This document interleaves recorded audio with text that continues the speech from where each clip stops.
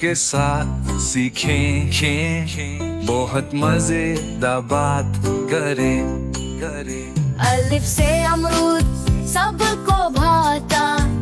سبز ہو یا میٹھا دل للچاتا، بے سے بکری گھاس کھائے، او پہاڑوں پر چھلانگ لگائے، ایسے پھول خوشبو لائے، رنگ برنگے باغ سجائے، تائی سے تربوز میٹھا، صحت کے لیے ہے یہ اچھا،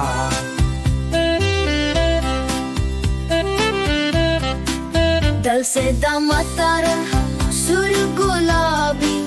کھائیں سلد یا سلان بنائیں، سے سمر پھل ہے پیارے، جیسے سیب اور انگور ہمارے، جیم سے جہاز آسماں پہ اڑے، بادلوں کو چھوئے پھر لوٹ آئے، چھ سے چڑیا گائے گانا، ہر درخت پہ ہے ٹھکانا،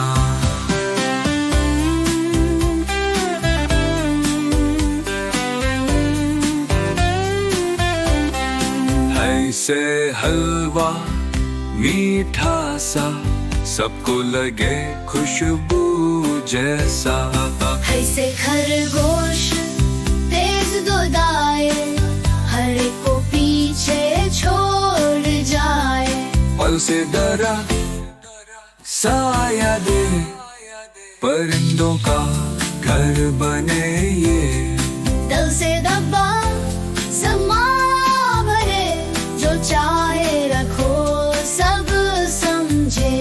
زل سے ذخیرہ چیزیں رکھو،